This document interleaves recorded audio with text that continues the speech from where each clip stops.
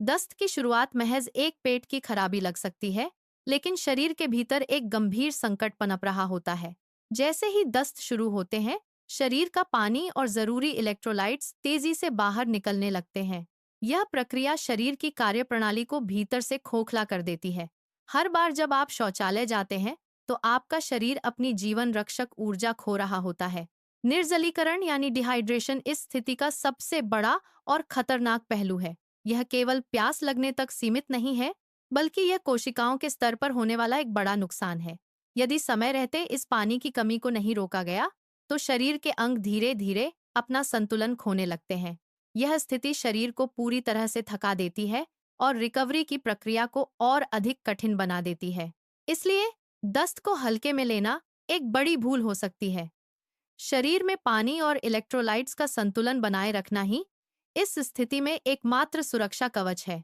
सतर्क रहें, क्योंकि आपका शरीर हर पल संकेत दे रहा है कि उसे तुरंत मदद की आवश्यकता है।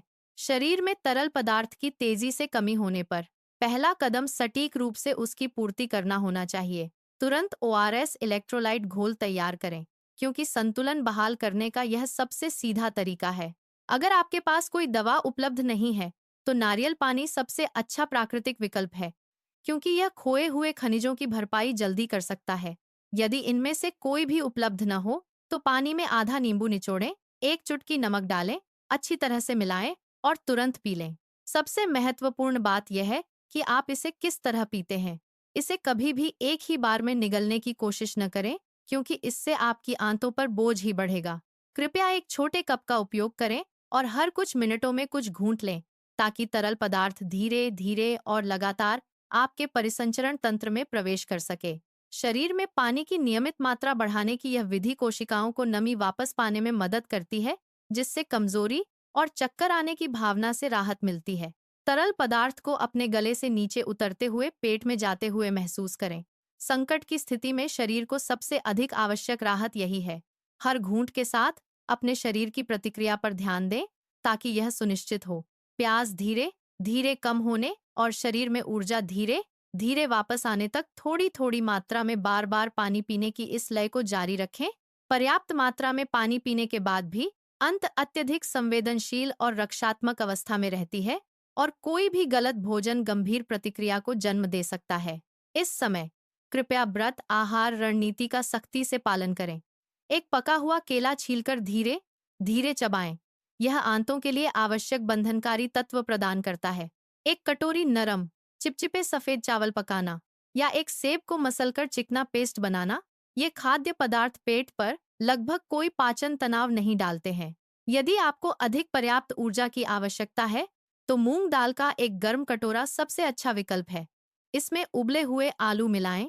यह मिश्रण आंतों की सूजन को कम करने में मदद करता है। दही के कुछ चम्मच लें। इसके प्रोबायोटिक्स पेट के अच्छे बैक्टीरिया को फिर से सक्रिय करेंगे। लेकिन सावधान रहें, इस नाजुक दौर में मसालेदार और तली भुनी चीजें जैसे पूरी या पकौड़े का सेवन करना जलती आग में तेल डालने जैसा है। ये चीजें आंतों की परत को छील देती हैं और दस्त को तुरंत बदतर बना देती हैं। चाय और कॉफी से भी पूरी तरह दूरी बनाएं, क्योंकि इनमें मौजूद कैफीन शरीर से बचा खुचा पानी भी खींच लेता है। अपनी थाली को सादा रखें, ताकि पाचन तंत्र को फिर से सामान्य होने का अवसर मिल सके। हाथ के पिछले हिस्से से माथा छुएं। अगर तेज बुखार और जलन महसूस हो, तो संक्रमण फैल रहा है। अगर खड़े होने पर सिर चकराए और पैर कांपे, तो यह गंभीर डिहाइड्रेशन का खतरनाक स्तर है। अब और इंतजार न करें, किसी नुस्खे को ना आजमाएं। देरी से अंगों के फेल होने का खतरा बढ़ जाता है। तुरंत अस्पताल जाएं। डॉक्टर संक्रमण की गहराई की जांच करेंगे और ड्रिप के जरिए पानी की कमी पूरी करेंगे। याद रखें, ये लाल निशान है। अपनी मर्जी से इलाज करना एक खतरनाक जुआ हो सकता है। सब कुछ छोड़ें और मदद मांगें। इस वक्त यही आपकी जान बचा सकता है। यह रोगाणुओं के द्वितीयक प्रवेश को रोकने के लिए एक भौतिक अवरोध है। बाहर से मंगवाए गए भोजन को अस्वीकार करें, क्योंकि आप उसकी तैयारी के दौरान स्वच्छता मानकों को नियंत्रित नहीं कर सकते। जब आपके पेट में भारीपन महसूस होना बंद हो जाए और आपकी ऊर्जा वापस आ जाए, तो यह इस बात का संकेत है कि आप एक स्वस्थ सामान्य स्थिति में लौट आए हैं।